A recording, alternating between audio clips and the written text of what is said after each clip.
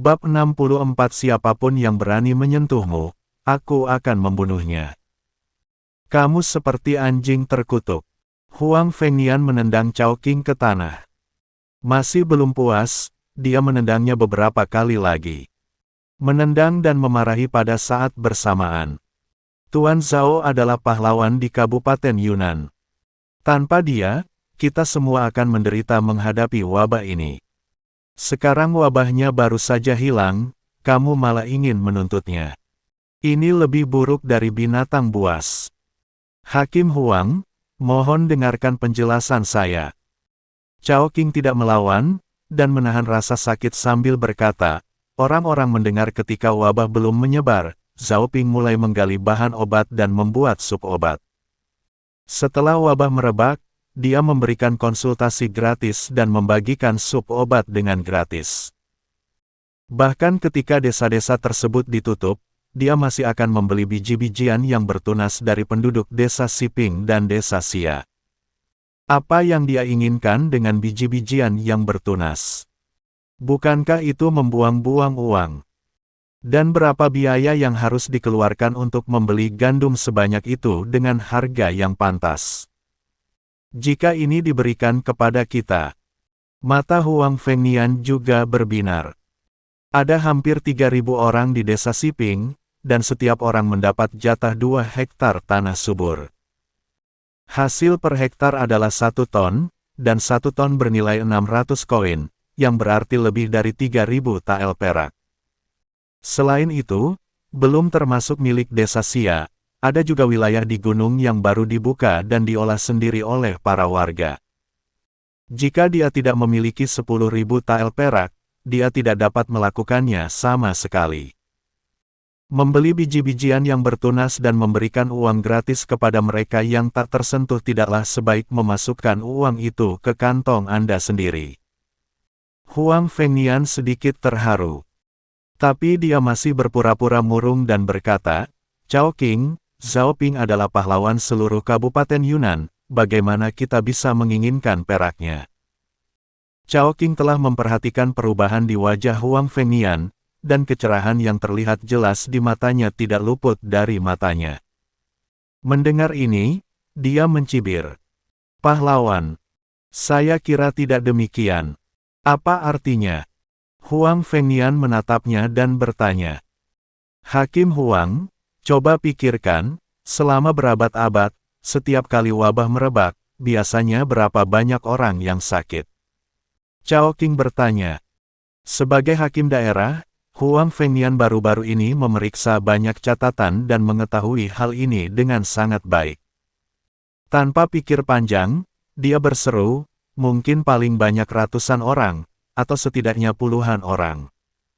Ya, Cao Qing berkata, wabah sering kali dimulai dari daerah kecil, seperti antar tetangga atau desa. Kendalikan tepat waktu dan tidak akan pecah sama sekali. Tapi bagaimana dengan kita di Kabupaten Yunnan? Setelah wabah terjadi, hampir separuh penduduk di 20 desa di Kabupaten Yunnan jatuh sakit. Apakah ini masih wabah biasa? Lagi pula, apakah wabahnya bisa disembuhkan? Jika petugas medis benar-benar memiliki kemampuan itu, dinasti Wei kita tidak akan melakukan kekejaman dengan membakar desa ketika menghadapi wabah. Jadi saya mengira wabah ini adalah buatan manusia. Buatan manusia. Huang Fengnian meraih kerah Cao Qing dan mengangkatnya dari tanah. Kamu berbicara baik-baik denganku, mengapa itu hanya buatan manusia? Siapa yang melakukannya lagi? Zhao Ping. Cao Qing berkata, itu pasti Zhao Ping. Kalau tidak, wabahnya belum menyebar, bagaimana dia tahu cara menyembuhkannya? Dan mengapa bahan obat yang disiapkan sebelumnya cukup untuk menekan wabah? Jelas, dialah yang menyebabkan wabah itu. Tolong, saya minta Hakim Huang untuk menyelidiki dan menghukum kejahatan Zhao Ping. Kenapa dia melakukan hal ini? Huang Fengnian melepaskan Cao Qing dan bertanya. Bangun reputasi. Cao Qing berkata, penjahat itu mendengar bahwa Zhao Ping akan menjalankan beberapa bengkel dan membangun rumah baru, jadi dia berencana untuk menghubungkan desa Xia dan desa Siping. Bagaimana dia bisa mencapai hal ini tanpa reputasi yang baik? Dengan statusnya yang warga kelas 2, alangkah baiknya jika kita tidak menghajarnya sampai mati, jadi bagaimana kita bisa mengikutinya? Hanya dengan menciptakan wabah dan dia bisa menjadi penyelamat, semua orang bisa diyakinkan. Sekarang jika kamu turun ke jalan dan mendengar dan melihatnya, 9 dari 10 orang akan memujinya, Zhao Ping. Siapa yang masih ingat bahwa dia pernah menjadi pria kelas bawah? Huang Fengnian tidak berbicara, tetapi mondar-mandir dengan tangan di belakang punggung. Pikirannya berputar cepat memikirkan untung ruginya masalah ini. Manfaat, pasti ada manfaatnya. Paling tidak, kekayaan keluarga Zhao Ping bisa musnah. Meskipun saya tidak tahu berapa banyak perak yang dimiliki Zhao Ping, dia berani untuk membeli biji-bijian yang bertunas dari warga desa dan membangun rumah baru. Ia juga membuka tempat pembuatan bir, pabrik tekstil, dan agen pengawal. Ini semua memerlukan biaya sangat besar. Zhao Ping pasti punya banyak kekayaan, jika gugatan terhadapnya berhasil, uang itu akan menjadi isi kantong Huang Fengnian. Tapi ada juga kerugiannya. Zhao Ping membuat ramuan dan membagikannya kepada warga secara gratis, yang membuatnya mendapatkan reputasi tinggi. Begitu dia menghukum Zhao Ping, dia kemungkinan besar akan menimbulkan kemarahan publik. Namun saat itu terjadi, dokumen mutasinya Huang Fengnian pasti sudah dikeluarkan. Begitu dia pergi, Kabupaten Yunnan bukan lagi tanggung jawabnya, mengapa harus peduli dengan kemarahan publik? Setelah mempertimbangkan dengan cermat, Huang Fengnian bertanya, "Chao Qing, kamu berencana menuntut Zhao Ping, apa peluangmu akan untuk menang?" "Harus menang, pasti menang." Chao Qingyan berkata dengan tegas, "Pertama-tama, Zhao Ping bukanlah petugas medis, dan dia tidak memenuhi syarat untuk melakukan praktik kedokteran dan mengobati penyakit. Ini saja bisa memenggal kepalanya. Kedua, apakah dia punya dokumen resmi untuk mendirikan bengkel tekstil? Terutama jika membuat anggur tanpa dokumen resmi. Kejahatan ini harus dihukum 7 turunan." Pada akhirnya, dia menciptakan wabah, menyebabkan kepanikan, dan hampir membunuh orang di suatu daerah. Ini saja dapat membunuh ke-9 turunannya. Huang Fengnian mengangguk, "Kamu benar. Tanpa dokumen resmi, Zhao Pingping menyembuhkan penyakit, membuka kilang anggur dan pabrik tekstil, itu bisa dihukum 9 keturunan. Chao Qing, kamu kembali secepat mungkin untuk menyiapkan petisi. Mari kita tangkap penjahat Zhao Ping dan minta pertanggungjawabannya. Kita harus cepat. Jika surat mutasiku sudah masuk, aku akan pindah daerah. Pada saat itu, Kabupaten Yunnan tidak lagi bergantung padaku, dan akan sangat sulit untuk menggelapkan uang Zhao Ping. Hakim Huang, saya punya permintaan tidak baik lainnya." Ketika Chao Qing melihat Huang Fengnian setuju, batu besar yang tergantung di dadanya jatuh.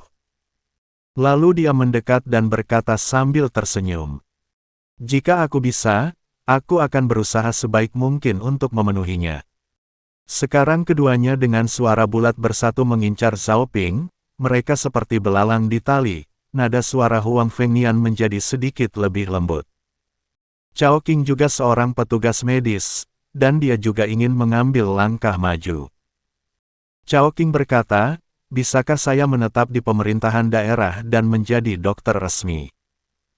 Meskipun petugas medis juga pejabat, tapi tidak memiliki pangkat dan tidak memiliki wewenang kekuasaan nyata di tangannya. Satu-satunya keuntungan adalah tidak perlu berlutut di pengadilan. Petugas medis pemerintah daerah adalah seorang dokter resmi, kelas 9. Meskipun dia tidak memiliki kekuatan nyata, dia adalah pejabat yang sah.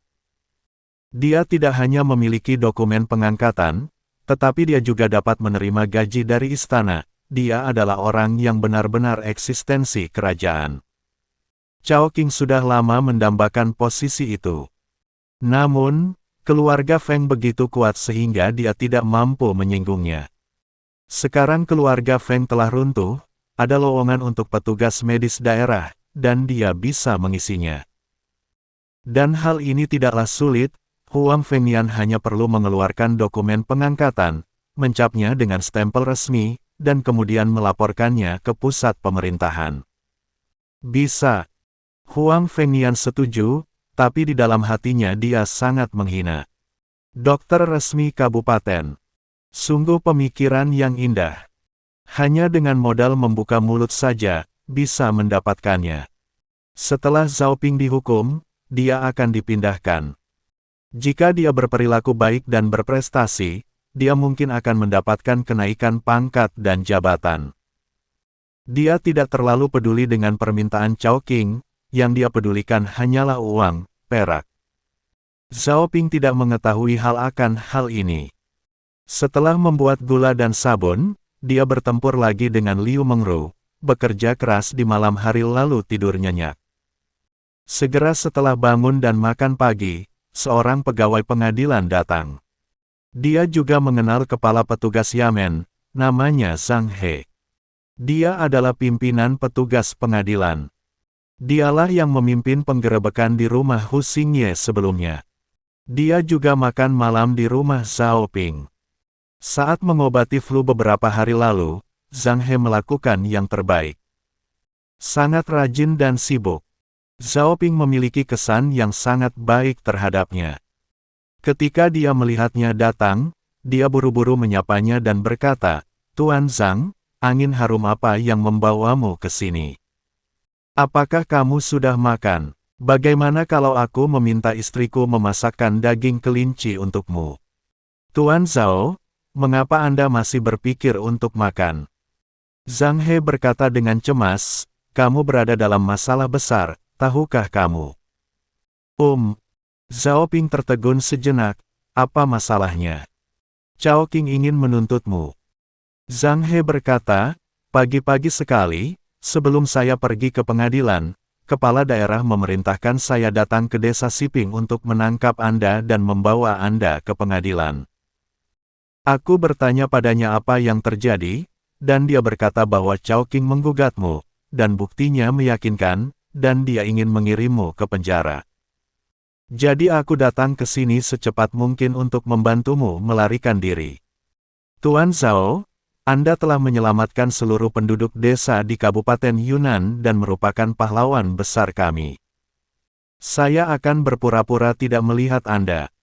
Kamu harus segera membawa keluargamu dan melarikan diri." "Apa?" Zhao Ping bingung, "Chao Qing menggugatku. Untuk apa dia menuntutku? Saya tidak tahu secara spesifik." Zhang He menggelengkan kepalanya dan berkata, "Dia juga menulis surat permohonan khusus. Itu adalah kertas yang isinya panjang, dan semuanya tentang kejahatan Anda. Dia bahkan sudah menyiapkan saksi. Untungnya, saya yang diperintahkan datang ke sini untuk menangkap Anda. Jika itu orang lain, Anda tidak akan punya kesempatan untuk melarikan diri. Aku akan pergi ke kepala desa untuk mencari beberapa orang untuk membantumu. Cepat kemasi barang-barangmu." Setelah mengatakan itu, Zhang He berbalik dan pergi. "Tunggu, Ketua Tim Zhang, mohon tunggu sebentar." Zhao Ping buru-buru menghentikannya. "Apakah ada hal lain?" Zhang He bertanya. "Aku tidak akan lari." Zhao Ping berkata, "Karena Huang Fengnian meminta Anda untuk menangkap saya, jika saya melarikan diri, Anda setidaknya akan mendapat tamparan di wajah ketika Anda kembali. Dalam kasus yang lebih serius, Anda bahkan mungkin dianggap terlibat dan akan kehilangan nyawa Anda. Lagi pula, aku tidak melakukan kejahatan apapun dan aku berani pergi ke pengadilan melawan Chao Qing. Tetapi begitu aku melarikan diri, aku akan menjadi bersalah meskipun aku tidak bersalah. Kamu tidak takut?" Zhang He bertanya-tanya, Hakim Huang hanya mengenali uang dan bukan manusia. Bahkan jika Anda menyelamatkan orang-orang di daerah ini, selama Anda tidak memberinya uang, dia akan membunuh Anda sesuai permintaan Chao Qing tanpa kesopanan apapun. Hahaha, jangan khawatir, aku tahu apa yang terjadi. Tunggu aku di luar sebentar, aku akan membuat beberapa pengaturan dan kemudian pergi ke kantor daerah bersamamu. Mendengar ini, Zhao Ping tertawa. Menyukai uang itu baik. Dia masih memegang puluhan ribu tael perak di tangannya. Jika dia menukarnya dengan koin tembaga, dia dapat membuat Huang Fengnian pingsan. Setelah menyuruh Zhang He pergi menunggu di luar halaman, Zhao Ping kembali ke halaman dan dikelilingi oleh semua orangnya. Wen Hui memegang tangannya dan menangis. Suamiku, apa sebenarnya yang Anda lakukan? Mengapa Chao Qing menuntut Anda? Mendengarkan apa yang dikatakan Zhang He, kejahatan suaminya seakan telah terkonfirmasi. Bagaimana kalau kita mengemasi barang-barang kita dan lari menyelamatkan diri? Melarikan diri. Kemana harus melarikan diri? Sebagai penjelajah waktu, akan sangat memalukan bagi penjelajah waktu untuk lari menyelamatkan diri saat bertemu dengan petugas anjing seperti itu. Terlebih lagi, Zhao Ping telah mendirikan markasnya sendiri di sini, jadi ini adalah markasnya, dan dia tidak akan melarikan diri dengan cara apapun. Xia Kuan, sebaliknya, sedikit lebih tenang dan bisa memberikan gambaran kasar. Dia berkata dengan wajah muram, kalau begitu Chao Qing bukanlah orang baik. Dia selalu suka menyiramkan air kotor ke orang lain apapun yang terjadi. Saya khawatir kali ini dia melihat saudara Ping mengatasi wabah tersebut dan penghargaannya terlalu tinggi. Dia merasa cemburu, jadi dia menggugat saudara Ping. Aku akan membunuh anjing itu sekarang. Tanpa penggugat, kasus saudara Ping akan hilang dengan sendirinya. Yunman dan yang lainnya sangat ingin turut serta. Mereka semua ingin mengikuti Xia Kuan dan membunuh Chao Qing. Liu Mengru adalah yang terburuk. Sambil mencabut sebatang tongkat, dia segera kembali ke posturnya sebagai seorang jenderal wanita dan berkata dengan tegas, "Suamiku, jangan takut. Siapapun yang berani menyentuhmu, aku akan membunuhnya." Satu-satunya yang aneh adalah Qian Liu. Dia diam-diam berlari untuk memindahkan toples anggur, benar-benar terlihat seperti sedang berlari menyelamatkan nyawanya sendiri.